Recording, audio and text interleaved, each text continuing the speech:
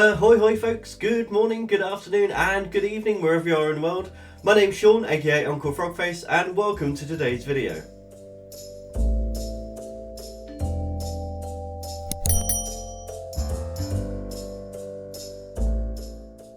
If you're new here, then welcome. If you're not new, then welcome back. Today we are dipping our toes back into the world of 642 things to draw. There's a lot of things. This is part of a playlist. If you haven't seen the previous videos, and I'll leave a link for you to go and check that out. But this book essentially has 642 prompts inside of it, each with a little section to draw in. I'm slowly making my way through this book. We're now in the teens, I think, in the amount that I've done in here. But I woke up today in a very Tim Burton mood. I'm not sure why, but I knew that there was something in here that fit that brief. So let me turn the camera around and I will show you what I have got planned for today. Well, here we are on the desk, and you can see, of course, we have the lit candle. We have a cup of tea over here on the coaster, which currently is holding up okay. I will keep checking in on that because I'm expecting it to fail at any minute. And of course, we have our 642 things to draw. So as I said, I woke up in a Tim Burton mood today. Not sure why. Those kinds of things happen. Actually, I have been doing some art research and there was some Tim Burton-y stuff in this, and maybe that's why. But I remember flicking through this before that this prompt came up. So there we go, dice. So dice in my head was just, okay, well this is Oogie Boogie, of course, Oogie Boogie and his famous skull dice. So that's what I'm going to be doing today. I'm going to be sketching out Oogie Boogie's dice in 642 things to draw. So without further ado, I'm going to grab a pencil. I've got a plethora of them here. Sure, let's go for the scroll box one. I may have to give this a quick sharpen with my swan, and let's get cracking on today's drawing. So I've sped this up only a little bit. This is almost real time. I just sped it up a little bit to make it a little bit more palatable.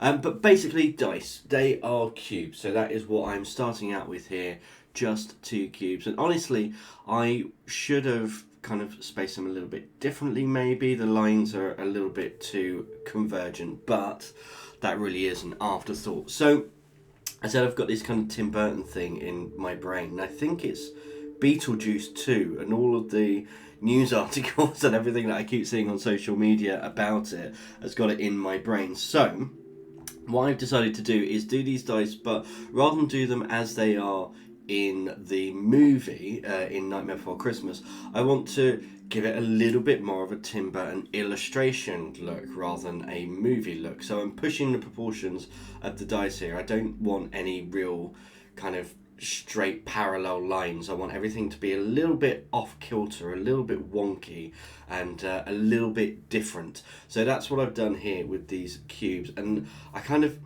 played around with it and then thought maybe that's a little bit too much, and just pushed and pulled, and finally came up with a concept that I liked, and a nice kind of ratio on the dice. Then for the actual the faces of the dice themselves, they are very unique.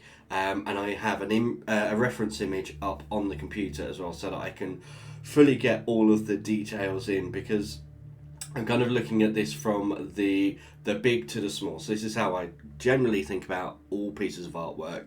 I go from the macro to the micro, so I think about the biggest shapes going down to the smallest shapes. So I've got the actual cube shape in.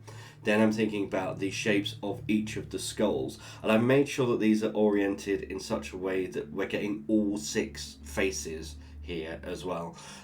So yeah, once I've kind of got all of these in, then I can go on to refining. Once I've made them a little bit more 3D and standing out, then I can go into shading and shadow. Once I've done that, I can look at even finer details. But honestly, Nightmare Before Christmas was one of my favourite movies growing up. I have seen it probably, well, definitely in triple figures. Yeah, probably a few hundred times at this point. And Oogie Boogie is one of my favourite characters. When I was an actor, I actually have auditioned with Oogie Boogie's song a couple of times, and I know every word verbatim. I just absolutely love it. So yeah, this was a no-brainer for me, and in fact, this is something that I want to do as a sculpt as well. So I'm a little bit undecided at the moment whether to do this as a 3D model using Blender or Nomad Sculpt on the iPad and create a 3D model and then print it and do it as a prop that way, or whether I should actually sculpt each face in clay and then cast in resin. I'm really undecided on this one, and maybe that's something for the Patreon to decide. As one of their perks, they get to decide things that are happening on the channel. So I've got all of the faces here. I need to get all the noses in as well. And I'm going to go ahead and shade. So I did add to this one, again, using that Tim Burton kind of aesthetic. In pretty much all of his films, there's something that's black and white and stripy. And in Night Before Christmas and in Beetlejuice, it's the snakes and the sandworms. And there's a very famous scene in Night Before Christmas where Oogie rolls his dice, says snake eyes, and a snake comes out of one and goes into the other dice. So I wanted to give a little nod to that as well, using some pipes. And again, I'm going in two different orientations here. So I've got two loops over the top and then one coming out the front. So it's a little bit of kind of work on perspective as well, and getting those loops in. But that's about everything from me for this video. I've talked about everything enough. I'm going to sit back and let you just enjoy the rest of this and some music. And I've got some final thoughts and some other things to talk about at the end of the video. So I will catch you there.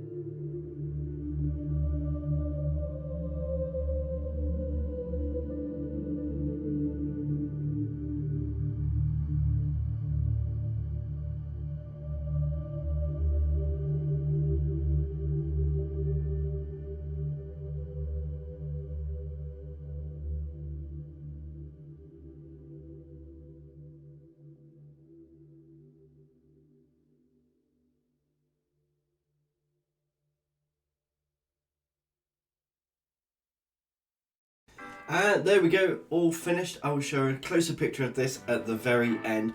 I really do love this book. It's fun to push yourself and just have a random prompt and just see where it takes you. And yeah, this brought back a little bit of nostalgia for me with Nightmare Before Christmas. So as you would have seen in my last video, we now have Patreon.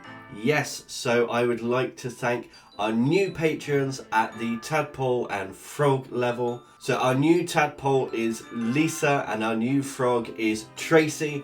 Thank you for your support, you're very welcome. If you'd like to join the Patreon, then a link will be at the end and in the description down below. As always, I really hope you've enjoyed today's video, and until next time, goodbye.